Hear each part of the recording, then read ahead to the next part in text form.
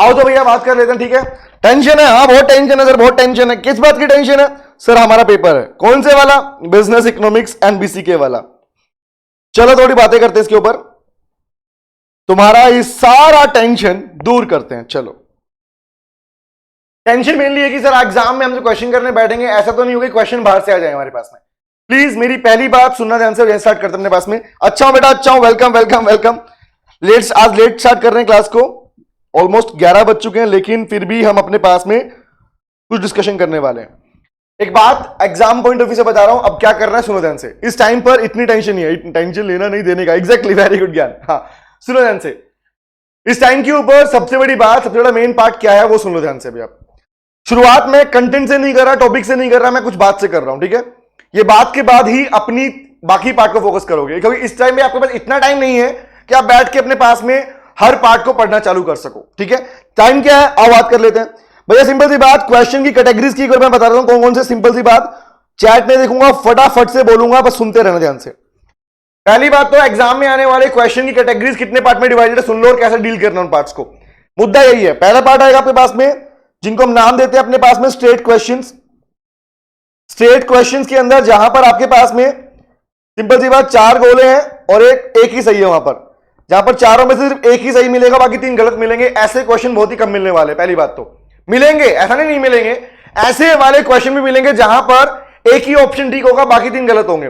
दूसरा, maximum question आएगा आपके पास में मोस्ट अप्रोप्रिएट वाला, और मोस्ट अप्रोप्रिएट की तैयारी हमने अपनी क्लासरूम में की है, कैसे पढ़ना है उस पार्ट को, जहां पर 4 ऑप्शन में से पॉसिबिलिटीज होगी, एक से ज्यादा आंसर ठीक होगा। मतलब ऑप्शन ए या ऑप्शन बी, ऑप्शन सी, इस टाइप के क्वेश्चंस आएंगे, जहां पर इसको बोलते हैं मोस्ट अप्रोप्रिएट। और इसी की कैटेगरी बनती है बेटा ईदर वाली कैटेगरी, याद है? ईदर ए और बी ये पूछ सकता है, या फिर आपसे एक सिंगल आंसर सही मिलेगा आपके पास, वहां पर सिंगल आंसर ऑप्ट करना होगा। सबसे ज्यादा क्वेश्चन अगर मिलने वाला है 60 नंबर में से, तो ये मिलने वाला बेटा, याद रखना। बताऊंगा कैसे डील करना है इसको। दूसरा आता हूं, उसके बाद में बहुत बेसिक पार्ट बनता है न्यूमेरिकल क्वेश्चंस आपके पास आएंगे ईडीएस वाले पार्ट से। ग्राफिकल भी पूछ सकता है, ग्राफिकल वाले पार्ट में पूछ रहा है गुड्स कौन सी है, इलास्टिक है या नहीं है, ये पार्ट पूछता है, उसका पूरा और भी देने वाला भी क्लास के अंदर। And the last one is अगर बनता है आपके पास में स्टेटमेंट वाले question, which statement is correct और इनकरेक्ट, और एक क्वेश्चन पक्का इस पे मिलेगा ही मिलेगा। ये होता है स्कोरिंग क्वेश्चन की, आपका स्टेटमेंट कौन सा सही कौन सा गलत है। तो कैटेगरी होती है 5, मतलब सिंपल सी बात, अगर क्वेश्चन डिवाइड किए गए तो 5 से ज्यादा कैटेगरी में डिवाइड नहीं मिलेंगे, रिमेंबर। इनके अलावा अपने पास में और कोई कैटेगरी क्वेश्चन की नहीं बनेगी। तो आइए सीधा मुद्दे की बात करते हैं। लो भैया, सिलेबस की बात कर लेता हूं, फटाफट से ओवरव्यू करते हैं, क्या कुछ पढ़ना है, क्या कुछ कंटेंट इस टाइम पे आपको आना चाहिए, ठीक है। Remember, listen to me, economics का सिलेबस आपके पास में आपकी यूनिट्स में डिवाइडेड है 5 में। कौन कौन सा पार्ट है फटाफट से सुनते हैं। आओ पहली बात करते हैं, आपकी चैप्टर नंबर 1, जहां पर आप लोगों को पढ़ना है अपने पास में 2 यूनिट के बारे में। एक एवरेज बनाओ, प्लीज प्लीज प्लीज, अब सुनना चालू करो। एक एवरेज बनाओ अभी के पॉइंट से, चैप्टर नंबर 1 के पॉइंट से बात कर रहा हूं मैं।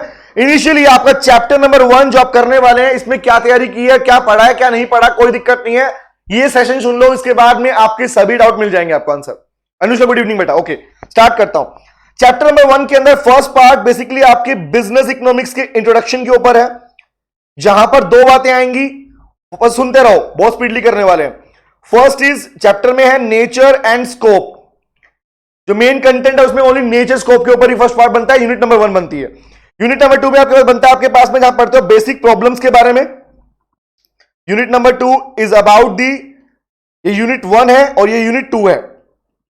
Unit 2 is about the basic problems, मतलब कौन कौन सी प्रॉब्लम है, 4 ही प्रॉब्लम है, ज्यादा मत्था मारना ही नहीं है। और सेकंड पार्ट आपके बनता है इसमें आपके पास इकोनॉमी वाला पार्ट, कितने टाइप की इकोनॉमीज और इकोनॉमीज के अंदर प्राइस का डिटर्मिनेशन कैसे किया जाता है हमारे पास में। अरे अरे ज्ञान, अरे thank you so much Gyan, thank you, कोई बात नहीं ज्ञान, कोई no issue. Listen to me, सुनो सुनो सुनो, ध्यान रखो अपना बेटा। Nature scope problem economies, unit chapter number 1 पूरा इसके ऊपर है, कैसे पढ़ना है सुन लो फटाफट से। क्या करना है इस टाइम पे, पूरी बुक लेके मत बैठना, क्योंकि हर एक चैप्टर आपके इकोनॉमिक्स में अपने अलग से मार्क्स स्कोर करता है। सुनो ध्यान से, क्या करना है और रिवाइज करवाता हूं। नेचर वाले पार्ट में क्या था, आपने इनिशियली जान लिया था कि बिजनेस इकोनॉमिक्स आपके पार्ट से अलग है। इसका मतलब नेचर वाले पार्ट में यहां पर कुछ आपके नेचर में कुछ पॉइंट्स हैं। एग्जांपल के लिए याद करो, pragmatic approach, pragmatic approach, practical approach है. रिमेंबर, सेम एज लाइक आपके पास साइंस है तो कौन सी साइंस है? नॉर्मेटिव साइंस है. नॉर्मेटिव के साथ साथ आपने 2-3 बात सीखी थी, नॉर्मेटिव भी है और इवन याद रखना बिजनेस इकोनॉमिक्स पॉजिटिव साइंस का पार्ट भी बनता है. रिमेंबर दिस, अप्लाइड इकोनॉमिक्स कहा जाता है इसको. तो यूनिट नंबर 1 के अंदर आपका मेन फोकस होना चाहिए कि बिजनेस इकोनॉमिक्स, अप्लाइड, नॉर्मेटिव, ये साइंस बनता है नहीं बनता, आर्ट का पार्ट है नहीं है, या इंटरडिसिप्लिन नेचर वाला पार्ट, इसमें क्या करना है सुनो ध्यान से. यूनिट नंबर 1 के अंदर नेचर वाले पार्ट के सिर्फ और सिर्फ फटाफट से पॉइंट के नाम रिवाइज करने हैं, फटाफट से, और कुछ नहीं करना. आपने बस रीडिंग करना है कि नेचर में कौन कौन सा पार्ट है, देखते जाओ और हैंड टू आगे बढ़ते जाओ फटाफट से. नंबर 2, उसके बाद अगर स्कोप वाला पार्ट, स्कोप में आप पढ़ते हो इश्यूज के बारे में. इश्यू लो बेटा, पॉजिटिव साइंस का मतलब होता है बेटा जो कि आपके पास में कॉज एंड इफेक्ट पे बेस्ड होती है, like chemistry and physics. Remember, मतलब 2 बातें आती हैं यहां पर. एक तो जो कॉज एंड इफेक्ट रिलेशनशिप पर बेस्ड है, क्या कारण रहा और क्या उसका इफेक्ट रहा. दूसरा, इसको आप चेक करने का बेस्ट तरीका है कि व्हाट इज, अगर कोई भी स्टेटमेंट ये बताए कि प्रॉब्लम क्या है, कोई भी स्टेटमेंट दी हुई मिलेगी, वहां पूछेगा बताओ कौन सी साइंस है.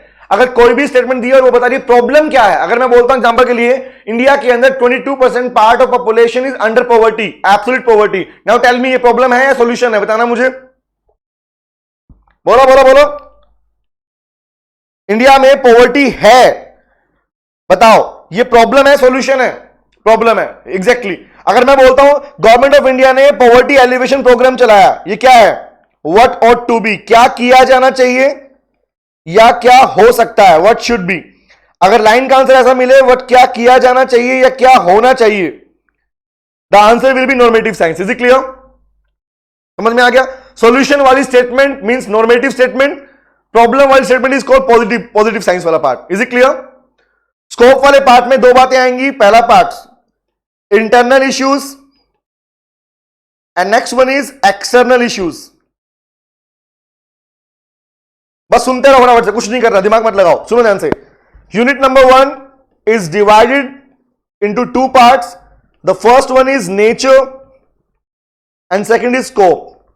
क्या करना है? कुछ नहीं करना, सिर्फ नेचर वाले पॉइंट्स को रीडिंग करना है, ओनली पॉइंट्स रीडिंग करने हैं, और पॉइंट्स रीडिंग करते करते आगे बढ़ते जाना है, और कुछ नहीं करना है इसके अंदर. दूसरा पार्ट, इसके पार्ट में, स्कोप वाले पार्ट में आपको जो पार्ट करना वो करना ओनली इतना कि 2 पार्ट में डिवाइड है. पहला है इंटरनल इश्यूज, अपने मार्क्स को अपने पिटारे में डालो बेटा, सिंपल सी बात. And second is core external issues. Internal का सीधा कनेक्शन है माइक्रो ब्रांच से, माइक्रो इकोनॉमिक्स ब्रांच से. बिजनेस इकोनॉमिक्स की माइक्रो ब्रांच डील करती है इंटरनल इश्यूज को, और मैक्रो डील करती है एक्सटर्नल या एनवायरमेंटल इश्यूज को. आप बोलोगे सर कैसे याद रखें, अभी याद करने का टाइम थोड़ी हमारे पास में. तो सिंपल सी बात सुनो ध्यान से बेटा. इंटरनल इश्यूज का मतलब है जिन्हें बिजनेस कंट्रोल कर सकता है, जो जिन्हें बिजनेस अपने मैनेजमेंट कंट्रोल कर सकता है. सिंपल सी बात, किसी भी इंडिविजुअल फर्म के अंदर, रिपीट कर रहा हूं, किसी भी इंडिविजुअल बिजनेस यूनिट के अंदर, बिजनेस फर्म बोलूं, इसी को बोलते हैं मैन्युफैक्चरर, इसी को बोलते हैं इकोनॉमिक्स में सेलर, याद रखना, और इसी को बोलते हैं producer. Producer, seller, manufacturer, firm, all are same in economics, याद रखना. तो एक इंडिविजुअल फर्म के सामने इंटरनली जो भी इश्यू आते हैं, कौन से आएंगे? ये तो प्लांट वाले आएंगे, या बिजनेस वाले आएंगे, प्रोडक्ट के रिगार्डिंग आएंगे. रिमेंबर, ये लेबर पे मैनेज करने की बात है. फैक्टर प्राइस कितने होंगे, फैक्टर से कनेक्टेड जितने भी इश्यूज होंगे, रिपीट कर रहा हूं, फैक्टर से कनेक्टेड जितने भी इश्यूज होंगे, all are called internal issues. इसको पढ़ने की अलग से रिक्वायरमेंट नहीं है, बस इतना याद रखो कि सर कौन कौन से ऐसे इश्यूज हैं जिन्हें डील किया जाता है और कौन सी पार्ट इसको डील करता है. एग्जांपल के लिए आपके जितने भी चैप्टर के नाम है, डिमांड फोरकास्टिंग, डिमांड एनालिसिस, याद आया, कॉस्ट वाला पार्ट, प्रोडक्शन वाला पार्ट, ये सबका analysis is the part of internal issues. External वाले पार्ट पे क्वेश्चन नहीं पूछता, एक्सटर्नल वाले पार्ट पे अगर पूछता तो भी याद रखना क्या करना है. सिंपल सी बात, environmental, PESTEL, that's it, PESTLE, pistol याद रखना खाली, इसमें खाली जो आप अपने पास बीसीके में पढ़ते हो सेकंड चैप्टर के अंदर. Pistil is political, economical, social, technological, legal और बाकी अदर इकोनॉमिक फैक्टर. अगर इनसे अफेक्ट होकर बिजनेस कंडीशन अफेक्ट होते हैं, all are called external issues. बोलो याद रहेगा पार्ट, कितना कर पाओगे? नेचर एंड स्कोप में इतना, इसके अलावा कुछ भी नहीं है, इसके अलावा कुछ भी नहीं है. अगर कुछ पूछना है डाउट पूछ सकते हो, हैंड टू हैंड डाउट पूछते रहो मुझसे. क्या यूनिट नंबर 1 में कोई डाउट है किसी को? जो पढ़ाई आप लोग की नहीं, क्या यूनिट नंबर 1 में कोई डाउट आपके पास में? साइंस है, आर्ट है, इंटर डिसिप्लिन नेचर है, टूल्स बाकी टूल्स को यूज करता है। ये है आपका यूनिट नंबर 1। बताइए चैप्टर 1 का यूनिट नंबर, कोई डाउट है किसी को? Business economics is largely based on micro, बेटा not macro, micro economics, the micro branch. Doubt बोलो डाउट। जो ऐसे क्वेश्चंस होंगे ना यहां पे आपके पास में, ये क्लियर आगे बढ़ सकता हूं। यूनिट नंबर 1 में इसके अलावा कुछ भी नहीं है, दैट्स इट, इतना ही करना है खाली। और वो भी खाली क्या बोल रहा हूं मैं इसमें, पूरा नहीं पढ़ना, ओनली एक रीडिंग, दैट्स इट, खत्म। चलो नेक्स्ट पे आता हूं। लीजिए भैया यूनिट नंबर 2, यूनिट नंबर 2 मतलब चैप्टर नंबर 1 की यूनिट नंबर 2 पे आता हूं। ये भी पार्ट को मैं 2 पार्ट में डिवाइड करता हूं। तो फर्स्ट पार्ट इज कॉल्ड आपकी बेसिक प्रॉब्लम्स, बस सुनते रहना ध्यान से, कुछ नहीं करना आप लोगों ने। The basic problems of economy. Number 2 is called the types of economy. मैं आप लोगों की चैट देख रहा था, आप लोग मैसेज कर रहे थे, आप देख रहा था मैं आपको उस टाइम पे, इकोनॉमी एंड उनमें प्राइस का डिटर्मिनेशन कैसे होता है। रट्टा नहीं मारना भैया, सिंपल सी बात, सुन लो ध्यान से खाली। लो बेटा यूनिट नंबर 2 पे आ गया हूं मैं, सुनो। बेसिक प्रॉब्लम में आपके पास में, आपके सिलेबस में 4 प्रॉब्लम है, बचपन से पढ़ते हैं, छोटे छोटे से तब से पढ़ते आ रहे हो। कौन सी बात? First is what to produce, short में लिखूंगा। Second is how to produce, for whom to produce, and what provision for economic growth. ये नया वाला है, प्रोविजंस फॉर इकोनॉमिक ग्रोथ। तो चांसेस है कि आपके पास अगर इसमें से क्वेश्चन दिया तो प्रोविजन फॉर इकोनॉमिक ग्रोथ वाला क्वेश्चन देगा, ध्यान रखना चारों में से, ठीक है। फिर भी चारों सुन लो, फटाफट सुनो ध्यान से। व्हाट प्रोविजन में क्या क्या बातें याद रखनी है, हाउ में क्या, इसमें क्या और इनमें क्या याद रखना है। सीधा सुनो, सीधी बात ध्यान से। पहली बात, listen to me, what to produce में 2 बातें आएंगी, याद रखना। ये सारी प्रॉब्लम किसी ना किसी पार्ट से कनेक्टेड है, याद रखना। What to produce is directly connected with the problem of scarcity, याद रहेगा। What to produce is directly connected with the problem of scarcity, limited resources की प्रॉब्लम, अवेलेबिलिटी ऑफ रिसोर्स। देखो जहां भी लिखा मिले availability of resources, limited resources, जहां पर रिसोर्सेज की अवेलेबिलिटी या लिमिटेड होने की बात करें, that problem is what to produce, जो है आपके पास में। दूसरा पॉइंट इसमें निकल के आता है, व्हाट टू प्रोड्यूस ये प्रॉब्लम कौन सी, जहां डिसाइड करना पड़ता है भैया कंज्यूमर गुड्स बनाओगे या प्रोड्यूसर गुड्स बनाओगे, और कितनी क्वांटिटी में बनाओगे, एंड दैट्स इट। ये पहला पार्ट बनता है। नंबर 2 पे आता हूं, हाउ टू प्रोड्यूस में आता हूं। सुनते रहो, जहां पे इसके अलावा कोई अगर डाउट लगे तो प्लीज पूछ लेना मुझसे आप लोग। हाउ टू प्रोड्यूस में क्या है, सिंपल सी बात, इसका कनेक्शन स्कैर्सिटी से नहीं है, इसका कनेक्शन है प्रॉब्लम ऑफ चॉइस से।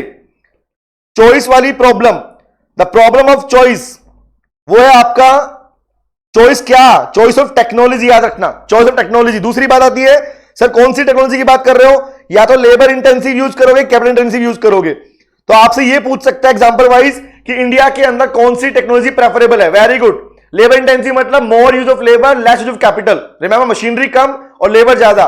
तो बताइए मेरे time please. Very very good, सबने रिप्लाई दिया, लेबर इंटेंसिव टेक्नोलॉजी प्रेफरेबल है। रिमेंबर, याद रहेगा, ओके। चलिए आगे आता हूं।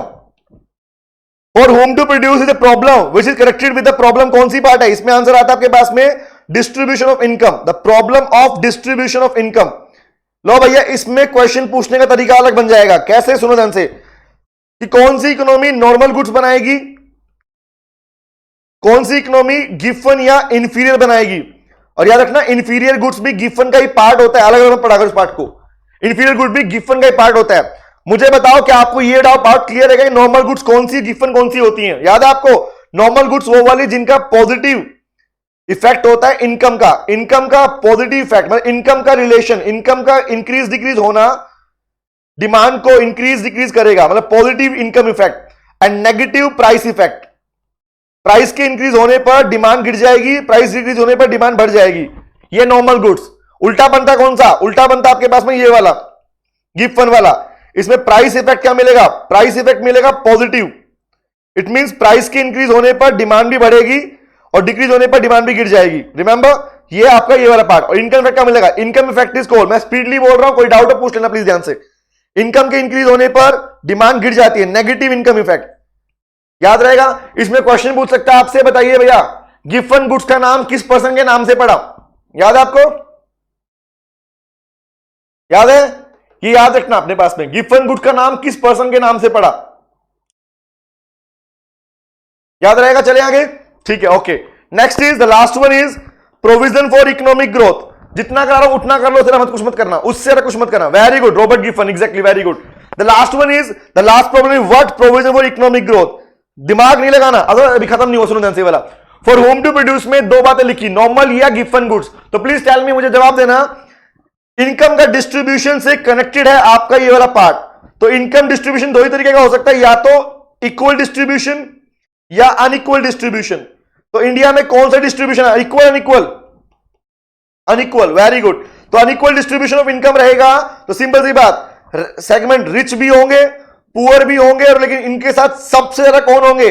Middle family segment, upper middle, middle family segment. तो tell me, middle family segment के लिए कौन सी गुड्स सबसे ज्यादा बनाई जाती है, नॉर्मल या Giffen? Answer, very very good. तो यहां याद रखना, ऐसा नहीं कि इकोनॉमी बाकी गुड्स बनाएगी नहीं, ये ध्यान रखना, क्वेश्चन ऐसे घुमा सकता है आपको। ऐसा नहीं कि बाकी गुड्स बनेंगी नहीं, प्रायोरिटी होती है बेटा। जिस इकोनॉमी के अंदर रिच भी है, पुअर भी है, मिडिल है, और एक नया सेगमेंट अभी तो नया चालू इंडिया में अपर मिडिल भी है, तो भैया वहां पर सामान तो सारा बनेगा, सबके लिए बनेगा, बट फर्स्ट प्रायोरिटी सबसे ज्यादा गुड्स कौन सी बनेंगी? नंबर 1 पे बनती है नॉर्मल गुड्स। उसके बाद इंडिया में पुअर ज्यादा है, तो इसके लिए बनेगा नंबर 2 पे बनती है गिफन गुड्स। सीक्वेंस पूछ सकता है आपसे। एंड रिच वाला पार्ट सबसे लास्ट में आता है इंडिया में, रिच बोलो बहुत कम है यहां पर। यस बेटा, गिफन पुअर के लिए, एग्जैक्टली, समझ में आ गया। And the last question is provision for economic growth. Economic growth के प्रोविजन का मतलब है भैया डिसाइड करना कंजम्पशन और सेविंग के बीच में, the combination between the composition of consumption saving. क्योंकि सिंपल सी बात जानते हैं, इनकम या तो कंज्यूम होती है, सेव होती है। प्लीज टेल मी, तो अगर मुझे बताओ, अगर ज्यादा कंजम्पशन किया गया तो सेविंग कम होगी या नहीं होगी? होगी। Now tell me which is preferable. Preferable क्या है इंडिया के लिए? प्रेफरेबल कंजम्पशन ज्यादा करता है इंडिया, तो सेविंग के पार्ट को प्रमोट होना चाहिए, होना चाहिए? Tell me, very good, exactly. Last part is provision for economic growth. Simple सी बात है, आप जानते हो सेविंग ही इन्वेस्टमेंट में कन्वर्ट होती है। जितनी ज्यादा सेविंग उतनी ज्यादा इन्वेस्टमेंट, दैट्स इट। और इन्वेस्टमेंट ज्यादा होगी तो कंट्री के अंदर आपका प्रोडक्शन ज्यादा होगा। सीक्वेंस, एक सीक्वेंस ध्यान रखना, प्रोडक्शन ज्यादा होगा तो एम्प्लॉयमेंट बढ़ेगा, एम्प्लॉयमेंट बढ़ेगा तो इनकम बढ़ेगी, इनकम बढ़ेगी तो खर्चे भी तो बढ़ेंगे, और खर्चे बढ़ेंगे दोबारा प्रोडक्शन ज्यादा बढ़ेगा। सिंपल सी बात, सेविंग का डायरेक्ट कनेक्शन इन्वेस्टमेंट के बढ़ने से, मतलब इकोनॉमिक ग्रोथ के होने से है। Is it clear? तो ये आपका फर्स्ट पार्ट बनता है, that is called basic problem of economy. हो जाएगा, आगे बढ़ सकता हूं, कोई डाउट इसके ऊपर? बेसिक प्रॉब्लम, कोई डाउट आप लोगों को चारों पे? आगे बढ़ सकता हूं, नो डाउट, ठीक है। नंबर 2 आता है types of economy and price determination. Listen to me, कुछ भी नया नहीं करना, सुनो ध्यान से। इकोनॉमी को 3 पार्ट में डिवाइड किया गया है। इकोनॉमीज को 3 पार्ट में डिवाइड किया गया है, तीनों के बारे में सुन लो ध्यान से। क्या करना है भैया? फर्स्ट इकोनॉमी है कैपिटल इकोनॉमी, या कैपिटलिस्टिक बोल सकते हो उसको। पहला काम होगा, आपको इन इकोनॉमीज के बाकी नाम भी याद होने चाहिए, जो आप आपस में पूछ भी रहे थे वहां पर। नेक्स्ट इज सोशलिस्टिक इकोनॉमी, इसी को कमांड इकोनॉमी बोलते हैं। And the last one is mixed economy, Indian economy की बात कर रहा हूं। तो सीधी बात, नो बकवास, सिंपल सी बात, कैसे याद रखना है? वेरी गुड, इनके नाम याद रहेंगे। Laces fair economy, open economy इसी को बोलते हैं, इसी का नाम ओपन, इसी का नाम लेसेस फेयर, और इसी को बोलते हैं मार्केट इकोनॉमी बोलते हैं इसको। बस अब सुनो ध्यान से बात को, इन तीनों को याद करने का बेस्ट तरीका क्या? हाँ, प्लान इकोनॉमी, सोशल इकोनॉमी का दूसरा नाम है। हाँ बेटा, एग्जैक्टली। नहीं बेटा, इसी का पार्ट है प्लान, प्लानिंग अथॉरिटीज के पास में होती है, तो इसी का पार्ट है आपके पास प्लानिंग अथॉरिटी। इसे कम्युनल भी बोल सकते हो, कम्युनल, ठीक है, ओके। प्राइस इकोनॉमी ये वाला पार्ट बेटा। तो रट्टा मारना बंद करो, सीखो ध्यान से बता रहा हूं कैसे करना है, कैसे याद हो गई ये नाम, कैसे याद होंगे चेक करो, दिखाता हूं, देखो, लिसन टू मी। सुनो सुनो सुनो, 3 प्रॉब्लम के बेसिस पे इन सबको डिवाइड करो, 3 पे डिवाइड करो। पहला, what to produce, how to produce, for whom to produce. सीधी बात, एक बार में खत्म टॉपिक। सुनो ध्यान से, सर क्या प्रोडक्शन, और यहीं से प्राइसिंग की बात भी करोगे। कैपिटल इकोनॉमिक्स में, मार्केट इकोनॉमी में बताइए क्या प्रोडक्शन किया जाएगा, इसका डिसीजन कौन लेते हैं? Answer is market forces, means demand and supply. Number 2, plan and central plan दोनों ऑप्शन है, बट बोथ का ऑप्शन नहीं है, तो देन सोशलिस्टिक में कौन सा होगा? सेंट्रली प्लान बेटा Tushar, the answer is centrally plan. Okay okay चलो। ओपन के बाद मैंने क्या लिखा है? लेसेस फेयर, थोड़ा स्पीडली लिखा है बेटा, लेसेस फेयर इकोनॉमी। अरे ना को पढ़ा नहीं रहा हूं, बस रिवाइज करा रहा हूं, सुनते रहो ध्यान से। ओके ठीक है। मार्केट इकोनॉमी में क्या प्रोडक्शन, व्हाट टू प्रोड्यूस, कौन डिसाइड करता है? Demand and supply forces. Number 2, market economy में आपके पास में जब बात आएगी चॉइस ऑफ टेक्नोलॉजी की, तो कौन सी यूज करोगे? आंसर इज जो सबसे सस्ती पड़ेगी, द लीस्ट कॉस्ट। यहां पर फिक्स नहीं है कि लेबर इंटेंसिव ही करोगे या कैपिटल इंटेंसिव करोगे, कोई भी हो सकती है, बस ध्यान रखना दैट टाइप ऑफ टेक्नोलॉजी जो आपके पास में सबसे कम कॉस्ट देगी आपको। लास्ट इज किसके लिए बनाओगे? हु कैन अफोर्ड, जो खरीद सकता है। परचेजिंग पावर के बेस पर यूएस, अगर याद ना है याद रख लेना, यूएस यूके जैसे इकोनॉमी के अंदर सामान किन के लिए बनाया जाता है? जो उसे खरीद सके, क्योंकि टारगेट क्या है इनका? टारगेट प्रॉफिट मोटिव होता है, प्रॉफिट मोटिव, सोशल वेलफेयर नहीं, याद रहेगा। नंबर 2 पे आता हूं, व्हाट टू प्रोड्यूस, कौन बनाएगा?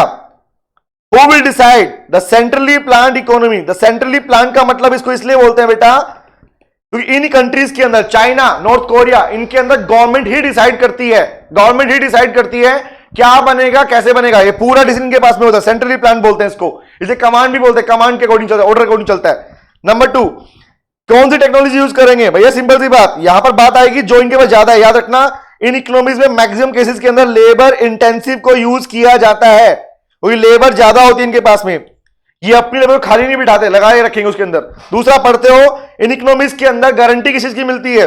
सर गारंटी ऑफ ऑक्यूपेशन, काम मिलेगा सबको। हंगर की गारंटी है भैया, पैसा, आप भूखे नहीं मरने वाले हो। एजुकेशन मिलने वाली है, ये सब पार्ट इसमें आएगा। नेक्स्ट इज किसके लिए बनाओगे? सबके लिए बनता है, ध्यान रखना।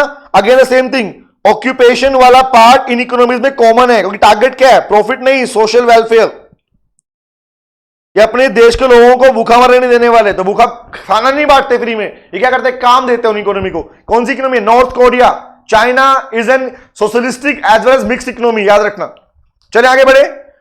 ओके, क्यूबा, यूएसएसआर, इसी के पार्ट है सारे सारे पार्ट। आगे आता हूं, मिक्स इज इंडिया। इंडिया मतलब जहां पर दोनों डिसीजन चलने वाले हैं। सिंपल सी बात, कुछ गुड्स का प्रोडक्शन प्राइवेट सेक्टर के हाथ में है, और जब प्राइवेट जब भी डिसाइड करेंगे, याद रखना प्राइवेट सेक्टर हमेशा डिसाइड करता है डिमांड एंड सप्लाई के बेस पर, और कुछ का प्रोडक्शन का किसके हाथ में है? गवर्नमेंट के हाथ में है। कुछ सेक्टर्स, मेडिकल, इक्विपमेंट, डिफेंसिव, ये सब इसके हाथ में आते हैं। नंबर 2, हाउ, भैया सिंपल सी बात, करना चाहिए लेबर इंटेंसिव, कर रही है कैपिटल इंटेंसिव, बट प्रेफर कौन सा होगा? भैया जो सिंपल सी बात, जो पार्ट आपके पास ज्यादा है, तो प्रेफरेबल कौन सा है? Labour intensive. But Indian government is doing wrong part, कर रही है कैपिटल वाले पार्ट पर फोकस कर रही है, लेकिन होना चाहिए लेबर के ऊपर। लास्ट इज किसके लिए बनाओगे? पढ़ ही चुके हो, रिच, मिडिल एंड पुअर। तो सीक्वेंस आपको पता है, अनइक्वल डिस्ट्रीब्यूशन है, तो नॉर्मल गुड्स सबसे ज्यादा बनती है यहां पर, उसके बाद बनती है गिफ्ट, और उसके बाद बनती है आपके पास luxury items. Is it clear? कोई डाउट इसमें पूछना है? कोई डाउट? चलो आगे, खत्म। ओके, चैप्टर नंबर 1 खत्म हो चुका है। नंबर 2 पे आता हूं, तो लीजिए चैप्टर नंबर 2 पे आता हूं। बिजनेस इकोनॉमिक्स के फर्स्ट पार्ट पे डिस्कस कर लिया हम लोगों ने। Chapter number 2, demand and supply. लो भैया, डिमांड एंड सप्लाई, और साथ में आएगा consumer equilibrium. Demand, supply and consumer equilibrium. अब बात कर लेते हैं। सुनो सुनो सुनो, सबसे ज्यादा क्वेश्चन बनने का चांस किसमें से होगा? डिमांड सप्लाई चैप्टर में से। याद रखना पार्ट्स क्या है, पार्ट सुन लो, बस बोलूंगा ज्यादा, लिखूंगा कम। यहां पर सुनो ध्यान से। फर्स्ट पार्ट इज, आपको क्या करना है? पहला पार्ट आपको ये याद रखना है डिटर्मिनेंट्स के बारे में। सर ये तो हमें याद है, अगर ये याद है तो तुम्हें ना तो न्यूमेरिकल में दिक्कत आएगी, ना ही किसी और क्वेश्चन में दिक्कत आएगी। याद रखना, आप लोग क्या करते हो, हर पार्ट को अलग अलग पढ़ते हो, डिमांड अलग पढ़ेंगे, हर पार्ट अलग पढ़ेंगे, ऐसे नहीं पढ़ना इस टाइम पर। द बेस्ट वे, अब जो बोल रहा हूं सुन लो ध्यान से, डिमांड एंड सप्लाई के डिटर्मिनेंट ही डिसाइड करते हैं कि आपके ग्राफिकल का आंसर क्या होगा, आपके न्यूमेरिकल का आंसर क्या होगा। आप लोगों ने ध्यान नहीं दिया इस चीज के ऊपर। लिसन टू मी, सुनो बात ध्यान से। Determinant of demand and supply, ये डिसाइड करते हैं कि आपका डिमांड एंड सप्लाई के चैप्टर के अंदर आंसर क्या होने वाला है। तो सिंपल सी बात, किसी भी पार्ट में कोई डाउट है पूछ लेना, मैं बता रहा हूं, आइडिया दे रहा हूं एग्जांपल के लिए। आइडिया कैसे दे रहा हूं, सुनना ध्यान से बात को। एक छोटी ट्रिक बता रहा हूं, वो ट्रिक हर पार्ट अप्लाई कर लो। पहली पार्ट, अगर मैं किसी भी एक सिंगल फैक्टर को पिक करता हूं, एग्जांपल के लिए पहला पार्ट इसमें आपको करना है, जहां पर आप बात करते हो कि किसी भी फैक्टर को, एग्जांपल मैं प्राइस ऑफ कमोडिटी लिखूं, रिलेटेड गुड्स लिखूं, इनकम ऑफ कंज्यूमर लिखूं, टेस्ट प्रेफरेंस, कोई भी पार्ट बोल दो, कोई भी पार्ट चेक करो। अगर एग्जांपल मैंने लिखा price of on commodity, sir अगर हमें नहीं, अगर ऑन वर्ड नहीं लिखा मिला, याद रखना, अगर ऑन वर्ड नहीं लिखा मिला तो याद रखना हमेशा अगर प्राइस ऑफ कमोडिटी भी लिखा हुआ है, प्राइस ऑफ कमोडिटी का मतलब प्राइस ऑफ ऑन कमोडिटी ही होता है। और डिमांड की बात वो अपनी कमोडिटी के बारे में पूछता है। सिंपल सी बात, हमेशा इन फैक्टर में दो चीज चेक करा करो कि अगर ये प्राइस चेंज हुआ तो क्या होगा। सभी फैक्टर को याद करने का सिंपल तरीका, वेरी वेरी गुड, लिख के दिया। सभी फैक्टर का सिंपल पार्ट ये है, अगर प्राइस की बात की तो इंक्रीज हुआ तो क्या, डिक्रीज हुआ तो क्या, तो इसका इफेक्ट डिमांड पर क्या पड़ेगा और सप्लाई पर क्या पड़ेगा। आपको सिर्फ और सिर्फ इस तरीके से याद करना है। दूसरी पार्ट, कौन सी गुड्स की बात कर रहे हो, नॉर्मल गुड्स की बात कर रहे हो या गिवन या इंफीरियर, दोनों पार्ट को रेडी करो, सिंगल पार्ट को रेडी मत करो। कि अगर मान लो price of on commodity for normal goods, the answer is negative price effect as per law of demand, negative price effect, और as per this positive price effect. तो चेक करो, अगर मैं नॉर्मल गुड्स की बात करता तो प्राइस के बढ़ने पर डिमांड गिर जाती, गिरता तो डिमांड बढ़ जाती। रिमेंबर, ये नेगेटिव किसके लिए होता है, नॉर्मल गुड्स के लिए होता है। तो एग्जांपल में क्वेश्चन आपसे ये पूछ सकता है, एग्जांपल दो, क्वेश्चन पूछो, रिप्लाई कर रहा हूं, सीधा क्वेश्चन नहीं पूछेगा, ऐसे पूछेगा, बताओ if price of X increases then demand for X decreases, which kind of commodity it is, now tell me, normal या गिवन। प्राइस के बढ़ने पर एक्स की डिमांड गिर गई, टेल मी कमोडिटी कौन सी है, नॉर्मल या गिवन। Very good. तो ऐसे टेढ़ा मेढ़ा याद रखना होता है, सीक्वेंस में चेन जुड़ी हुई है आप अपने साथ में, याद रहेगा। गिवन में क्या होता है, प्राइस के बढ़ने पर डिमांड भी बढ़ेगी, गिरने पर डिमांड गिरेगी, पॉजिटिव वाला पार्ट इसमें होता है। Is it clear. अब आप कहोगे सर इससे क्या फायदा मिला, एक ही तो पढ़ाया, इससे एक नहीं पढ़ाया, दिखाता हूं क्या पढ़ाया मैंने, दिखाता हूं। याद रखना, चाहे डिमांड हो या सप्लाई हो, दोनों के अंदर एक टॉपिक आता है and that is called movement and shifting. और इसमें एग्जाम में क्वेश्चन मिलेगा आपको, एक टॉपिक है मूवमेंट, एक टॉपिक है शिफ्टिंग। मूवमेंट और शिफ्टिंग के अंदर दो पार्ट याद रखना, दोनों बात ध्यान रखना, सुनने बोलने वाला हूं। सर पहला वर्ड है movement and second word is shifting. Chapter चाहे डिमांड का हो या सप्लाई का हो, कंसेप्ट सेम चलेगा इसके अंदर। कैसे, सुनो ध्यान से बात को। मूवमेंट शिफ्टिंग, मूवमेंट कब होती है, मूवमेंट के पीछे सिर्फ और सिर्फ एक ही फैक्टर है and that is only price of on commodity. तो मूवमेंट की बात चाहे डिमांड को लेके करे या सप्लाई को लेके करे, सेम बात। शिफ्टिंग की बात डिमांड को लेके करे या फिर सप्लाई को लेके करे।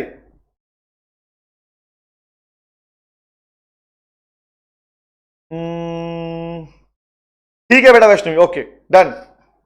सुनो, दोनों में से किसी पार्ट को लेके भी डिस्कशन करें, याद रखना सिंपल बात क्या है, दो बातें, एक्सटेंशन एंड कॉन्ट्रैक्शन। चाहे डिमांड ही डिमांड कर रहा है, सप्लाई कर की बात कर रहा हूं, ठीक है। यस, शिफ्टिंग में क्या आएगा, इंक्रीज इन डिमांड कर एंड डिक्रीज इन डिमांड कर, या increase in demand and supply कर। मैं दोनों को साथ लेके चल रहा हूं इस टाइम पर। अब सुनना क्या करना है, प्लीज चेक करो, प्राइस ऑफ ऑन कमोडिटी को छोड़कर बाकी सारे फैक्टर, चाहे रिलेटेड गुड्स वाला केस हो, इनकम ऑफ कंज्यूमर हो, कोई भी पार्ट हो आपने लिखे, एडवर्टाइजमेंट, टेस्ट प्रेफरेंसेस, सब में शिफ्टिंग का पार्ट बनता है। तो चेक क्या करना है, देखो ध्यान से, मैंने क्या बोला, डिटरमिनेंट के बेस पर पूरा टॉपिक चलेगा। भैया अगर आपको ये याद है ना कि अगर प्राइस के चेंज होने पर डिमांड में इंक्रीज डिक्रीज होता है, तो आपको ऑटोमेटिक याद हो जाएगा कि मूवमेंट है शिफ्टिंग। तो मूवमेंट के पार्ट में याद रखना, एक्सटेंशन वाले पार्ट में डाउनवर्ड मूवमेंट, और कॉन्ट्रैक्शन वाले पार्ट में अपवर्ड उल्टा चलता है। डिमांड कर्व के अंदर सप्लाई कर्व बनाओगे तो वहां पर ही मूवमेंट का पार्ट बदलेगा अपने पास में। अगर सप्लाई कर्व आपने बनाया और सप्लाई करके पार्ट में बोलोगे भैया बताओ यहां प्राइस है और यहां क्वांटिटी सप्लाइड लिखा हुआ है, तो प्राइस के अंदर इंक्रीज होने पर आपकी मूवमेंट कैसी हो चेक करना। अगर प्राइस पहले ये था अब ये हो गया, now tell me movement upward है डाउनवर्ड है, टेल मी। अगर एक क्यूबिक सप्लाई कर का होगा तो उल्टा हो जाएगा ये पार्ट, अपवर्ड मूवमेंट होती है, याद रहेगा। क्लियर है? यस। चलो दूसरा आप बोलो डिटर्मिनेंट। डिटर्मिनेंट का लॉजिक क्या है? लॉजिक सुन लो ध्यान से। किसी भी डिटर्मिनेंट को अप्लाई करो, अगर आपको डिटर्मिनेंट का लॉजिक पता है कि भैया उस पर्टिकुलर फैक्टर से डिमांड या सप्लाई पर क्या इंपैक्ट पड़ता है, तो सीधी बात रखो माइंड के अंदर, ऑटोमेटिक अप्लाई करो कि अगर मान लो मैं कहता हूं यहां डिमांड कर्व होता तो डिमांड कर्व के अंदर यहां तो प्राइस ही लिखा जाता है ना, और यहां तो क्वांटिटी डिमांड ही लिखा जाएगा ना, तो क्वेश्चन ये बनेगा इनकम बढ़ने पर क्या इंपैक्ट पड़ेगा। अब भैया इनकम थोड़ी लिख रहे हैं यहां पर, इनकम के इंक्रीज, इनकम के चेंज इंक्रीज होने पर क्या इंपैक्ट पड़ेगा। इनकम इंक्रीज होने पर अगले डिमांड बढ़ती है, आपको पता है in case of normal goods, तो डिमांड कर्व कहां शिफ्ट करेगा, shifting rightward, shifting leftward, income गिरने पर इनकम बढ़ने पर। सिंपल सी बात, ग्राफिकल वाला पार्ट ऑटोमेटिक अपने साथ होता जाएगा, शिफ्टिंग राइटवर्ड, शिफ्टिंग लेफ्टवर्ड। याद रखना ऑन कमोडिटी के प्राइस के अलावा बाकी सारे फैक्टर से शिफ्टिंग होती है, एंड दैट्स इट। तुम जिसका चाहो उसका अप्लाई कर लो। कोई डाउट अगर इस पार्ट में रहा आपको अभी तक तो पूछ सकते हो मुझसे। Extension and contraction and movement की बात, शिफ्टिंग की बात, राइटवर्ड लेफ्टवर्ड की बातें, कोई डाउट नहीं है। बट शिफ्टिंग वाले पार्ट में इसकी तरह नहीं होता, याद रखना सप्लाई कर्व में। चले आगे आता हूं, ये हो गया पार्ट ओवरव्यू। नेक्स्ट पे आता हूं, आप बात करते हो ईडीएस क्वेश्चन की, न्यूमेरिकल। सुनो ध्यान से बात को, न्यूमेरिकल क्वेश्चन को डील करने का बेस्ट तरीका सुन लो ध्यान से। सारे पार्ट ऐसे मत करो, क्वेश्चन निकाले मत बैठो, लॉजिक सीखो। लॉजिक क्या है सर, आपके जितने भी फॉर्मूलाज हैं आप उन्हें चेन में सीक्वेंस में डिवाइड कर लो। ऑलरेडी इसकी क्लास एक अवेलेबल है, मैंने ईडी की क्लास डाल रखी है, ईडीएस की क्लास यूट्यूब पर अवेलेबल है। प्लीज अगर टाइम होगा वो क्लास जरूर यहां से देखना अपने पास में। उसमें मैंने वो सेगमेंट बना रखे, ईडी निकालना है तो ईडी का नॉर्मल फॉर्मूला क्या होता है, remember, percentage change in quantity demanded due to percentage change in prices. भैया ईडी सिर्फ एक टाइप की नहीं है, पहली है price elasticity of demand, number 2 है इनकम। तो रट्टा नहीं मारना, कंसेप्ट देख लो क्या कर रहा है। और मेनली ईडी, इसमें क्वेश्चन ईडी पे आएगा। Third is cross elasticity of demand. रट्टा क्यों मार रहा है भैया, जितने सारे फैक्टर हैं मुझे बताओ, जितने फैक्टर पढ़ रहे हो क्या सभी के अकॉर्डिंग इलास्टिसिटी बन सकती नहीं बन सकती। ये तो गिने चुन के कम दिया आप लोगों को इन्होंने, सोच के देखो जितने सारे फैक्टर क्या उतने टाइप की ईडी बन सकती है नहीं बन सकती, एग्जैक्टली बन सकती है। सिंपल सी बात ना, प्राइस में चेंज हुआ तो डिमांड में कितना चेंज आया, कितना इज ईडी। इनकम में चेंज हुआ तो डिमांड में कितना चेंज आया, कितना is ED. Cross related goods के केस में एग्जांपल के लिए सब्स्टिट्यूट और कॉम्प्लीमेंट्री गुड्स के अंदर डिमांड में क्या चेंज आता है, अगर आपको डिटरमिनेंट याद है तो आप बता पाओगे कितना चेंज आया। ये कुछ नहीं कर रहा, पूरा पार्ट इसी बेस पर चलेगा, चारों की चारों ईडी इसी बेस पर निकलती। कैसे सुनो ध्यान से बात को। पहला पार्ट, जब आप अपने पास फॉर्मूला नंबर 1 लिखते हो, प्लीज जो बोल रहा हूं वो सुन लो, खाली कुछ नहीं सुनो उसके अलावा आप लोगों ने। पहली बात ये बेटा, ये फॉर्मूले को पार्ट नंबर 1 दो, पार्ट नंबर 1। इसी फॉर्मूले को जब आप इजी करते हो, इजी बनाते हो, तो यही फॉर्मूला बन जाता है आपके पास में। परसेंटेज इन क्यूडी का मतलब क्या है, चेंज इन क्यू।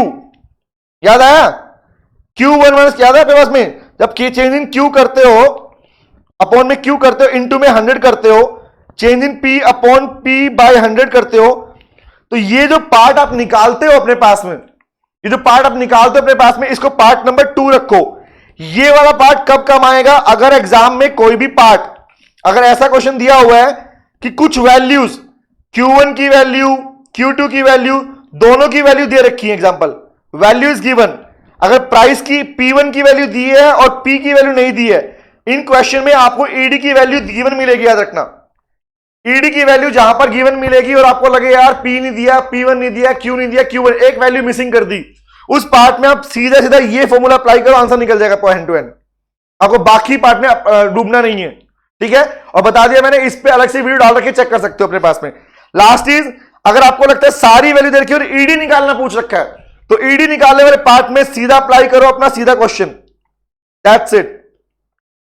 अप्लाई करो और आंसर निकल जाएगा। बट प्लीज एक चीज याद करना, अगर आपको समझ में आए रिलेशनशिप कि भाई एग्जाम्पल प्राइस के इंक्रीज होने पर डिमांड इंक्रीज हो रही है किसी न्यूमेरिकल क्वेश्चन में, तो बेटा वो क्वेश्चन गिवन गुड्स का है, याद रखना। वहां पर नेगेटिव सिंबल यूज करके आंसर मत निकालना। This negative symbol is only because of the negative price relationship, और जो सिर्फ नॉर्मल गुड्स में होता है, रिमेंबर। तो वहां पर माइनस की वजह से अपना आंसर मत खराब करना अपने पास में। सेम इस तरीके से अपने पास में अगर मैं इनकम वर्ड लिख दूं यहां पर, तो क्या बन जाएगा, ये इनकम इलास्टिसिटी बन जाएगी। सेम क्रॉस वाले पार्ट में एक की डिमांड और एक का प्राइस की बात करोगे, एक्स की प्राइस डिमांड की बात करो, वाई की डिमांड की बात कर रहे हो, फॉर्मूला ऐसे चलेगा अपने पास में। एडवर्टाइजमेंट में सीधा सीधा पॉइंट है, डिमांड में कितने से जाएगा, due to change in advertisement expenses, खत्म बात। और पूरा पार्ट नीचे सेम चलेगा, जहां पी लिखा हुआ वहां पे वाई हो जाएगा इनकम के पोस्ट में, जहां पी लिखा है उस प्लेस में एड में ए हो जाएगा या पी हो जाएगा, प्रमोशन भी बोलते हैं इसको। तो इस बेस पर अपना ईडी वाला पार्ट आप लोग अपने पास में क्विक ओवरव्यू कर सकते हो। फिर भी कोई डाउट रहेगा तो अभी कल पेपर है, कोई दिक्कत नहीं, मुझसे पूछ सकते हो। ईडी वाले पार्ट में कोई दिक्कत आ रही है आप लोगों को, बताइए। है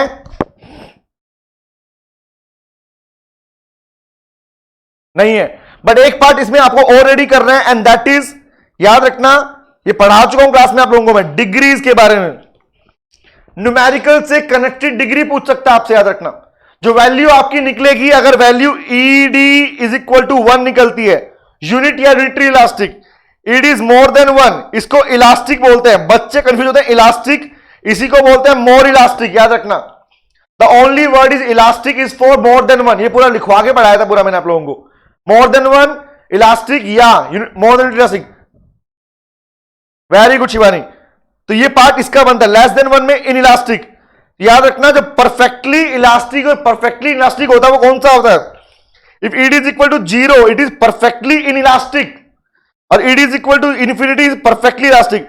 परफेक्टली के अलावा बाकी elastic, high elastic, more elastic वाले word ED is equal to more and less than वाले पार्ट है। Is it clear? तो इन दोनों टॉपिक को साथ में पढ़ना है।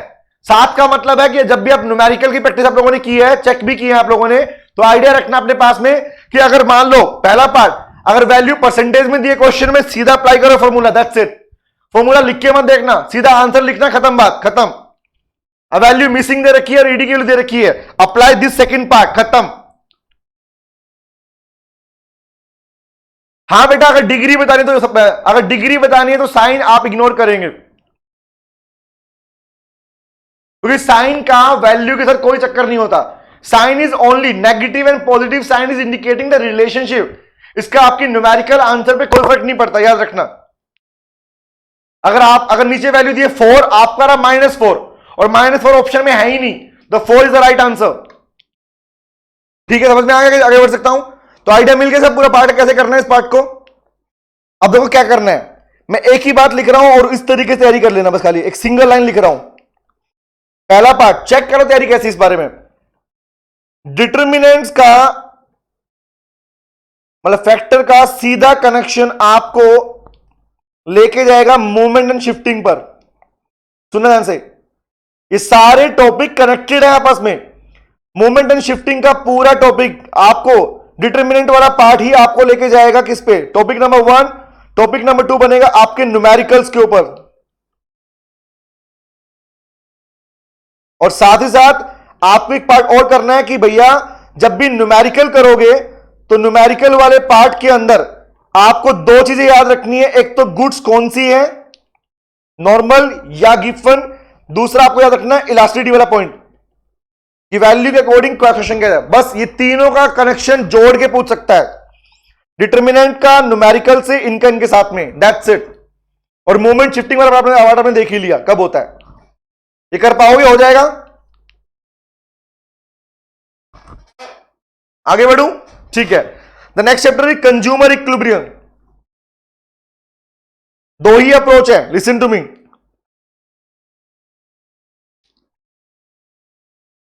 कंज्यूमर इक्विलिब्रियम, इतना कंफ्यूज होने की रिक्वायरमेंट नहीं है। आप देख रहा था लोग क्या कर रहे थे, सुनो ध्यान से बात को।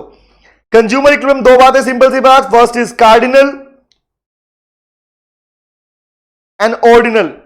जहां भी लगे भैया नंबर में, न्यूमेरिकल वैल्यूज के अंदर, दैट इज क्वांटिटेटिव, इसी को बोलते हैं, ये नंबर्स के अंदर आप कंज्यूमर का सेटिस्फेक्शन निकाल सकते हो। अनुष्का बेटा उस चैप्टर में बाकी कुछ नहीं, मैंने एक मैसेज लिखा था उस दिन, याद करो बाई चांस वो। आप उसमें सिर्फ क्या करो, एक फटाफट से एक अपने टेल बना लो हैंड टू हैंड, सभी कंपनीज के CEO, CFO, founder, head office, mainly 4 पट याद रखो अपने पास में, ठीक है। और कुछ कंपनीज के नाम बता दूंगा आप लोगों को मैं, उन कंपनीज के अंदर सिर्फ और सिर्फ कौन कौन सा अवार्ड कब मिला। अगर बनाया हुआ है टेंशन मत लो, उसके अलावा कुछ मत याद करो, कुछ मत याद करो उसके अंदर। बीसीके वाले 3rd चैप्टर में मैं सिर्फ और सिर्फ रिकमेंड करूंगा आपके आईसीआई मॉड्यूल के पीछे बनाए हुए क्वेश्चन, कोई बात नहीं है। आईसीआई मॉड्यूल के जो पीछे क्वेश्चन दिए बीसीके के 3rd चैप्टर के अंदर, सिर्फ वो तैयार कर लो, क्योंकि रीजन इज बीसीके का 3rd चैप्टर अकेला ऐसा चैप्टर है जहां पर किसी भी कंपनी में केस क्वेश्चन बन सकते हैं, इसलिए बेस्ट पार्ट है, वहीं से पार्ट आएगा, उसके बाद से नहीं आने वाला अपने पास में। हाँ चलो, मैं बीसीके वाली बीसीके बोल रहा हूं बेटा, इकोनॉमिक्स नहीं बोल रहा। सेकंड है ऑर्डिनल, मतलब क्या होता है, क्वांटिटेटिव, नोट इन नंबर, रैंक की बात करें, फेयर अनफेयर की बात करें, स्टैंडर्ड की बात करें, ये कौन सी पार्ट है, ये वाली अप्रोच है। लिसन टू मी, दोनों की दोनों अप्रोच कंज्यूमर इक्विलिब्रियम अप्रोच है। आप फटाफट से बात सुन लो ध्यान से। पहली अप्रोच कार्डिनल, दूसरी ऑर्डिनल। कार्डिनल के पार्ट में एमयू, ऑर्डिनल में इंडिफरेंस कर, सीधी बात, एमयू एंड इंडिफरेंस कर, 3 ही पार्ट है। कार्डिनल अप्रोच का कनेक्शन, दोनों के दोनों अप्रोच कंज्यूमर इक्विलिब्रियम, कंज्यूमर के सेटिस्फेक्शन का पता लगाने के लिए। तो क्वेश्चन है न्यूमेरिकल के अकॉर्डिंग, तो भैया सिंपल सी बात, 2 पार्ट बनते हैं कार्डिनल में, single commodity case and more than 2 commodities. तो पहली बात भैया, अगर सिंगल की बात की गई, सिंगल कमोडिटी एंड 2 कमोडिटी, और या तो बात ही आएगी किसकी, 2 कमोडिटीज की। सिंगल का बात, सिंपल सी बात क्या है भैया, M U X is equal to M U M. ये क्या होता है, आपको इसमें क्या पार्ट रेडी करना, सुन लो ध्यान से। सिर्फ और सिर्फ इन पार्ट्स के अंदर आपको याद रखना है, यूटिलिटी क्या होता है, 3 पार्ट में डिवाइड है, टी यू, एम यू और ए यू। टी क्या है, एम क्या है, यू क्या है, ए क्या है, दैट्स इट। टोटल सभी यूनिट को यूज करने के बाद कितना सेटिस्फेक्शन मिला, T U. 1 additional is called M U, एक एडिशनल यूनिट यूज की कम्युनिटी की तो कितना एडिशनल सेटिस्फेक्शन मिला, एम यू। सिंगल किया तो कितना मिला, ए यू। तो पॉइंट यहां पर आता है, एक तो पार्ट आपका यू वाला पार्ट, ये वाला पार्ट। इसके बाद इक्विलिब्रियम बताओ। जनरली आप लोगों से इसमें इक्वेशन पूछ ली जाती है कि बताइए सिंगल कमोडिटी केस में इक्विलिब्रियम कब मिलेगा। तो याद रखना, ये इक्वेशन भी ठीक है, प्लीज चेक करो ना। M is indicating, M indicate करता है भैया मार्जिनल को। तो अगर मैं बोलूं जब मेरी यूटिलिटी बराबर होगी, यूटिलिटी किसकी, कमोडिटी के बराबर होगी, यूटिलिटी ऑफ मनी के, फोकस सामने, यूएक्स एंड यूएम, बस एक कॉमन बचा, यूएक्स एंड यूएम, कितना पैसा लगाया, कितना कमोडिटी से मिला। तो दोनों से मिलने वाली सेटिस्फेक्शन जब इक्वल होगी, वो भी कौन सी वाली, ओनली एम वाली, तो ये बन जाता है आपका सिंगल कमोडिटी केस का equilibrium point. This is single commodity case. इसको लिखने के तरीके बता लगा, याद रखना, M U X equal to M U M लिखा मिले, M U X upon P X is equal to M U M लिखा मिले, ये भी सही है। ये पूरा पार्ट अगर नीचे पी एक्स लिखे ना लिखे, पूरा पार्ट सही है। इवन अगर M U X is equal to M U M is equal to P X भी लिखा मिले, ये भी लिखने का तरीका ही तो है, कुछ भी नहीं है इसके अंदर। अगर it comes to 2 commodity case तो क्या बन जाएगा, the answer will be M U X is equal to M U Y. 3 होगी तो 3 नहीं पूछता, 2 ही कमोडिटी केस आपके पास में, और M U M same part कुछ नहीं है, बस ओनली वाई वाला पार्ट बढ़ जाएगा। अगर ये इक्वेशन बदलनी हो ऑटोमेटिक कैसे बनेगी, mu x is equal to mu y is equal to mu m। ठीक है, ओके। इसका लॉजिक अगर नहीं पता तो पूछ लेना बाद में मुझसे, ठीक है। सुनो ध्यान से, याद है part, two commodity case, single commodity case वाला पार्ट। इसके बाद इंडिफरेंस कर्व वाला पार्ट। इंडिफरेंस कर्व में आपके पास, आप पढ़ते हो बेटा कॉमेडी केस के अंदर दो बातें पढ़नी है। इंडिफरेंस कर्व का मीनिंग ये होगा, क्वेश्चन नहीं पूछेगा आपसे, बस ये याद रखना इंडिफरेंस कर्व के अंदर कुछ प्रॉपर्टीज है उसकी, कि पैरेलल रहता है, आपस में टच नहीं करता, जितना हाई पीपी आईसी होगा उतना ज्यादा सेटिस्फेक्शन शो करेगा। And the last part is indifference curve के अंदर इक्विलिब्रियम कब मिलता है। सिंपल लॉजिक है, इंडिफरेंस कर्व की शेप एमआरएस की वजह से होती है, वो भी कौन सी, डिमिनिशिंग एमआरएस। तो एमआरएस को एमआरएस भी बोल सकते हो, एमआरएस एक्स वाई भी बोल सकते हो। तो दूसरे पार्ट क्या निकल के आता है यहां पर, कि इस पार्ट के अंदर अगर एमआरएस लिख रहे हो तो दूसरा बनता है आपके पास में इस टॉपिक के अंदर, ये तो ये तो कॉन्वेक्स होने का रीजन। दूसरा budget line P X upon P Y, तो इक्वेशन विल बी इक्विलिब्रियम क्या बनेगी, MRS X Y is equal to P X upon P Y, the slope of budget line. ये क्वेश्चन इक्वेशन में पूछ सकता है, बताओ भैया at which equation defines the consumer equilibrium with the help of IC, which equation defines the consumer equilibrium with the help of MU। तो ये MU और IC के कर्व हैं, ध्यान रखना। एक कंसेप्ट जेआर हिक्स एलन ने दिया, एक कंसेप्ट एल्फ्रेड मार्शल ने दिया, खत्म बात। याद रहेगा ये पार्ट, कर पाओगे, ये हो जाएगा, ओके। कोई डाउट यहां तक, नो, ओके। आगे आता हूं, चैप्टर नंबर 3। मुझे बताओ, जो पूछने वाला हूं, बताओ, आंसर देते रहो हैंड टू हैंड, क्योंकि आपको सोना है भी आप लोगों को। जवाब दो, production, law of DMU, sorry law of DMU, law of DMU पीछे वाले पार्ट में, law of variable proportion, law of variable proportion, वो वाला पार्ट इसके अंदर अपने पास पढ़ेंगे। वेरिएबल प्रोपोर्शन, एक तो ये वाला पार्ट, ये पूरा पार्ट डिस्कस मैंने क्लास में किया था कि वेरिएबल फैक्टर को बढ़ाने की वजह से अगर प्रोडक्शन बढ़ता है तो that is called law of variable proportion. Remember that, इसे मैंने पूरा किया था ना, वेरी गुड। तो क्वेश्चन इज, कनेक्शन किससे है, short run long run, answer is short run. Connection किससे है, returns to scale, return to factor, returns to a factor. दो पार्ट बनते हैं। एंड दूसरा पार्ट लॉन्ग रन में कौन सा आता है, रिटर्न्स टू ए स्केल। इनका मेन पार्ट याद रखना जो बोलने वाला हूं। फैक्टर में तीन बातें, इसमें भी तीन बातें। पहला, increasing returns to a factor, ये बात है वेरिएबल फैक्टर के बारे में बेटा। Diminishing returns to a factor and negative returns to a factor. और याद रखो, यही तीनों रीजन बनते हैं कॉस्ट करके यू शेप होने के। सीखा आप लोगों ने, ये cost curve U shape because of these three parts. Remember, returns to A, हाँ। और स्केल में तीन बातें कौन सी हैं, बताओ, very good, increasing, decreasing and constant. Increasing, constant, decreasing.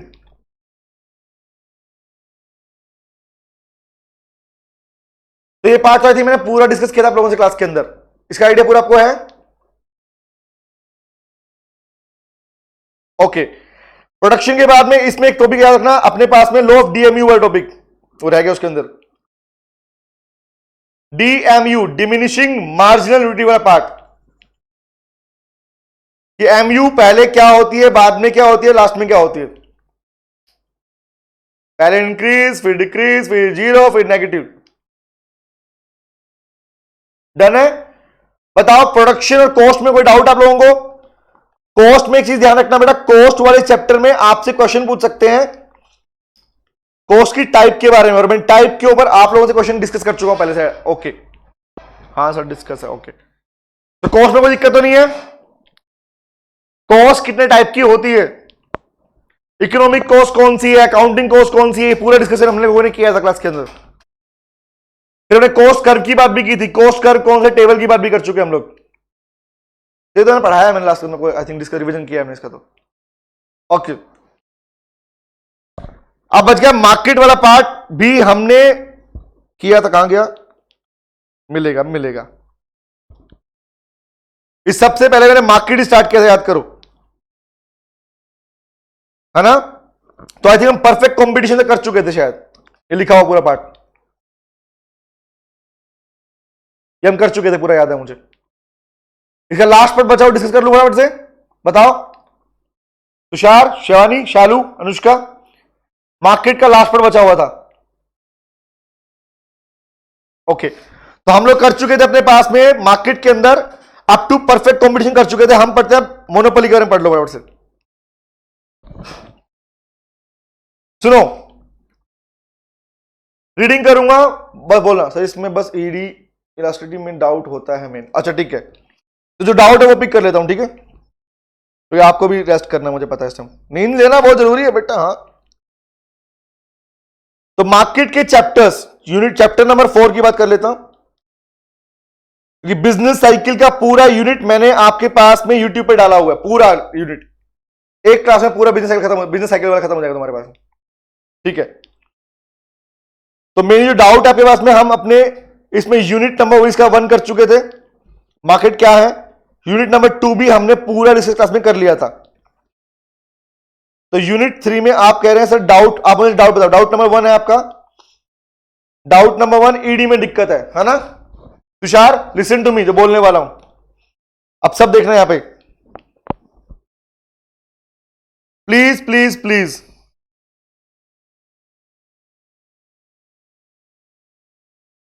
भैया प्लीज चेक करें, तो बोलने वाला हूं मैं। जवाब देना, पूछने वाला हूं। तुषार एक बात बता, मेनली कंफ्यूजन ईडी में किसमें पता आपको, इस चैप्टर के अंदर, मोनोपोली मोनोपोलिस्टिक,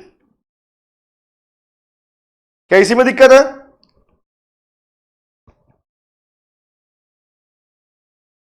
इसी में है ना। ओके, समझ ध्यान से बात को, मैं 2 कर बना रहा हूं, दोनों का रीजन देने वाला हूं। अक्सर आप लोगों को स्कूल टाइम में सिखाया जाया करता था कि सर मोनोपोली का जो एयर बनाया गया ना, मोनोपोली का एयर थोड़ा कुछ ऐसा बनाना, लाइक दिस, और मोनोपोलिस्टिक का बनाया ना तो थोड़ा ऐसा बनाना। What is the reason behind this, सुन लो ध्यान से। As you all know, average revenue curve is known as the demand curve. चाहे परफेक्ट कंपटीशन हो, चाहे मोनोपोली हो, चाहे मोनोपोलिस्टिक हो, सभी में एयर ही डिमांड कर्व होता है। तो आपने बोला वाई दिस इज इलास्टिक वाला पार्ट कौन सा है, किसमें इन इलास्टिक और किसमें इलास्टिक। तो बेटा इसको ऐसे मत पढ़, डिमांड वाले पार्ट में टॉपिक आता है अपने पास में कि इलास्टिक डिमांड कर कब, इलास्टिक कब होता है, जब प्राइस में चेंज आने पर डिमांड उससे ज्यादा बदल जाती है। जरा सा प्राइस चेंज हुआ और डिमांड ज्यादा बदले, उसे आप इलास्टिक कहते हो, रिमेंबर। और प्राइस में चेंज आने पर डिमांड उससे कम बदलती है तो उसे बोलते हो आप इनइलास्टिक। तो चेक कर ऐसी कौन सी मार्केट है मोनोपोली मोनोपोलिस्टिक में से जहां पर प्राइस को जरा सा भी चेंज किया तो प्राइस वॉर हो सकता है, मोनोपोली या मोनोपोलिस्टिक। वेरी गुड, मिल गया आंसर शिवानी, बहुत बढ़िया। तुषार, शालू, अनुष्का, है ना। तो मतलब बता, प्राइस को जरा सा भी चेंज करोगे तो डिमांड बहुत ज्यादा कहां बदलती है, मोनोपोलिस्टिक। और इन दोनों में से मेन कर मोनोपोलिस्टिक कौन सा है, चेक कर लो, अप्लाई कर लो ना। अगर प्राइस यहां था, डिमांड ये थी, चेक करना, ठीक है। प्राइस को जरा सा कम किया तो डिमांड पे क्या इंपैक्ट पड़ा, चेक करना। डिमांड ज्यादा बदली नहीं बदली, चेक कर। प्राइस के कंपैरिजन में डिमांड का चेंज कितना हुआ, ज्यादा हुआ। तो बता मुझे, प्राइस कम बदले और डिमांड ज्यादा बदले, उसे क्या बोलते हो, इलास्टिक इनइलास्टिक, इलास्टिक। तो मोनोपोलिस्टिक के डिमांड कर्व का शेप इलास्टिक इनइलास्टिक, मिल गया आंसर तुषार? यही डाउट था इस पे? Done, very good. सेकंड देख लो, मोनोपोली को फर्क नहीं पड़ता प्राइस बदलने से, प्राइस चेंज भी कर दे तो उसकी डिमांड ज्यादा फर्क नहीं पड़ती, पता है ना? बताओ ना, दिल्ली मेट्रो में दिल्ली वालों डीएमआर दिल्ली मेट्रो ने अपने प्राइस बढ़ा भी दिए, 22 रुपए से 60 रुपए तक ले आई, फिर भी लोग कम नहीं हुए। क्या लगता है, कम करेगी डिमांड? प्राइस कम करेगी? कभी नहीं करेगी। इनइलास्टिक डिमांड बदले, नेग्लिजिबल चेंज, इलास्टिक। यही डाउट था इस पे बस खाली। और कोई डाउट है इस पे? बताओ, पूछो मुझसे, पूछ लो। अगर इस यूनिट पे कोई भी डाउट है पूछ सकते हो मुझसे। ओ, अब समझा समझ में आ गया ना? लेकिन डन है?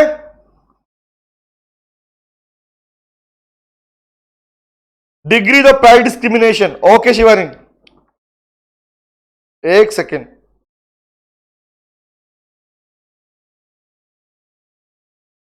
ये रहा तुम्हारा प्राइस डिस्क्रिमिनेशन, और सुन लो इसकी डिग्रीज। आओ बताता हूं। सिंगल टॉपिक, पूरा पार्ट खत्म। सुनो, टॉपिक का नाम डिग्रीज ऑफ प्राइस डिस्क्रिमिनेशन। पहले तो मुझे ये बताओ, do you know the meaning of price discrimination? जानते हो ना? मतलब एक ही कमोडिटी के प्राइस अलग अलग कस्टमर से अलग अलग चार्ज करना। It means that a situation where monopolist charges different prices from different customer for a same commodity। Indian railway, train तो एक ही है, but AC, first AC, second AC, third AC के नाम पर प्राइस में डिफरेंट करता है। बट अक्सर क्या हुआ, गलती कहां पे सुनना, गलती यहां पर आप लोगों से कि आपने हमेशा पढ़ा different prices from different customer. ये जो डिफरेंट प्राइस वाला कंसेप्ट है, थर्ड डिग्री है। सुन लो ध्यान से, 11 12 में जो पढ़ाया हुआ पार्ट है ना आपको, वो पढ़ाया गया थर्ड डिग्री। फर्स्ट और सेकंड डिग्री कभी आपने पढ़ी नहीं है। सुनो, डिग्रीज का मतलब होता है कि डिस्क्रिमिनेशन करने के तरीके कौन कौन से उसके पास है। तो 3 पार्ट याद रखना। पहला है first degree of price discrimination, दूसरा है second degree, and last is third degree. भैया एक मोनोपोलिस्ट, बात में सुनते रहना बस खाली, एक मोनोपोलिस्ट डिस्क्रिमिनेशन कैसे करता है, याद रखना। Under the first degree of price discrimination, monopolist charges reservation prices, reservation prices. Under the second degree price discrimination, monopolist charges uniform prices। जबकि यूनिफॉर्म मतलब सेम होता है, तो कोई सेम देख के आइडिया लगाई, बोला सेम प्राइस मतलब डिस्क्रिमिनेशन कैसे होगा? भैया वो सेम प्राइस चार्ज कर रहा है ज्यादा कमोडिटीज के, जहां पर आपको एक नहीं एक से ज्यादा यूनिट दे रहे कम प्राइस के अंदर। बोल रहा भैया 200 रुपए का एक परफ्यूम मिलता है, लेकिन अगर 3 परफ्यूम लोगे तो आपको देने पड़ेंगे 450 रुपए। लेते हो नहीं लेते? तुम लोग लेते हो ना? बट चेक करो, what you are willing to pay. You are willing to pay ₹200, what you are actually paying 450। Consumer surplus नाम की चीज सुनी है, जिसको बोलते हो the difference between what a consumer is willing to pay and what is actually paying, वो difference कहलाता है भैया कंज्यूमर सरप्लस। और अभी बड़े काम का टॉपिक है, सुनो ध्यान से बात को, सोच के देखने से बोलने वाला हूं। अब बताओ मुझे, एक कंज्यूमर 200 पे करने को रेडी 200 ले लिए होते, कहां पे होता है? सुना नहीं है? इंडियन रेलवे करता है रिजर्वेशन प्राइस, वो पहले से प्राइस फिक्स करता है, रिमेंबर। अब एग्जांपल, आप 200 रुपए टिकट, 200 रुपए दिखा रहे टिकट का, तो जितना आप पे करना चाहते कर सकते थे उतना ही ले लिया आपसे। इसलिए बोलते हैं in case of first degree zero consumer surplus. लेकिन अंदर सेकंड डिग्री कहां पे अप्लाई होता है? ये कहां पर है? This is case Indian railway. Second degree कहां पर है? बिजली department, electricity department, postpaid phone bills, example इसके हैं। यूनिफॉर्म में क्या होता है? यूनिफॉर्म में प्राइस तो रख दिया फिक्स कि 450 में 3, बट चेक करो what you are willing to pay 200, what you are actually paying 450। Consumer surplus zero नहीं, नेगेटिव में जाएगा। हाँ है ना? सोच के देखो, जितना देना था उससे भी ज्यादा आपने बाकी कम्युनिटी सेक्रीफाइस कर दिया, तो नेगेटिव कंज्यूमर सरप्लस। और थर्ड डिग्री जो आपने आज तक पढ़ी है उसे बोलते हैं प्राइस कौन सा? Different prices from different customer. यहां भी कंज्यूमर सरप्लस होता है, जीरो करता है, खरीदता है, बट बहुत कम होता है, याद रखना। कंज्यूमर सरप्लस सबसे ज्यादा कम थर्ड डिग्री के अंदर होता है। डिफरेंट प्राइस डिफरेंट कस्टमर से चार्ज करना, वो भी किस बेस के ऊपर? On the basis of ED. ED के बेस पर चार्ज करना। भैया सिंपल सी बात, अलग अलग एरिया में डिमांड अलग अलग होती है। पंजाब, हरियाणा, यूपी है ना, तो डिस्क्रिमिनेशन का पार्ट भी ज्यादा नहीं हो पाता, कर तो पाता है बट बहुत कम कर पाता है। मतलब सिंपल सी बात, the monopolist is not able to extract the consumer surplus more than second and first degree। Shivani पता नहीं कर पाए, लिखे हैं कि कंज्यूमर सरप्लस चार्ज होगा। मुझे बता दो, 3 बात याद रहेंगी, रिजर्वेशन, यूनिफॉर्म, डिफरेंट। और do you know the meaning of reservation? जानते हो क्या होता है? आओ दिखाता हूं, फोकस सामने। आपको जब कर बना के दिखाए जाते हैं ना,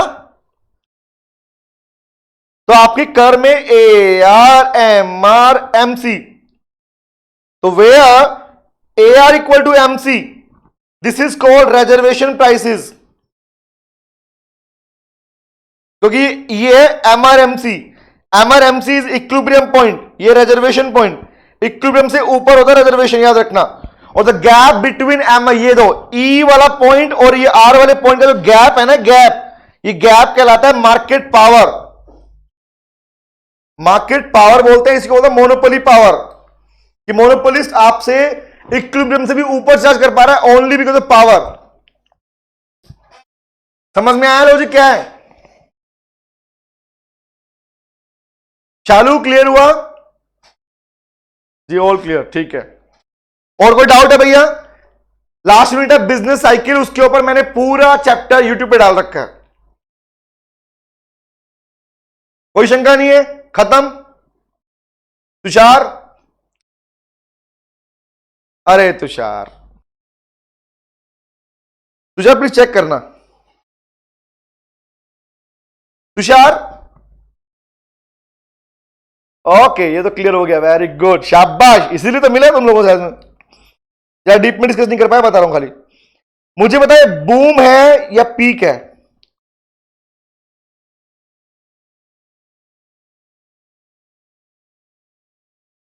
है ना? ठीक है, देख समझ ध्यान से, अक्सर इन दोनों का मतलब सेम होता है, लेकिन डिफरेंशिएट कैसे कर रहे हो आप लोग, पता है इसको? सुनो ध्यान से बात को। मुझे एक बात बता, जब किसी इकोनॉमी के अंदर प्रोडक्शन लगातार बढ़ रहा है, प्रोडक्शन की वजह से उस कंट्री के अंदर, इकोनॉमी के अंदर एम्प्लॉयमेंट भी बढ़ रहा है, इकोनॉमी बढ़ रही है, तो इकोनॉमी का बढ़ना एक लिमिट तक, इनकम भी बढ़ रही है, खर्चे भी बढ़ रहे हैं और प्रोडक्शन बढ़ रहा है। तो भैया आप जब अपस्विंग करते हो, ऊपर बढ़ते हो, तो एक हाईएस्ट पॉइंट आएगा, that will be called boom. आप कहोगे हमारी इकोनॉमी बूम पर आ गई है, लेकिन अगर उस पॉइंट पे रिटेन करते हो, रिपीट कर रहा हूं, सुना तुषार, उस पॉइंट पे रिटेन करना, रुकना, लगातार पॉइंट पे कंटिन्यू रहना, एक्चुअली दोनों का मतलब सेम ही है। The highest point is called boom and peak, but फर्क क्या है?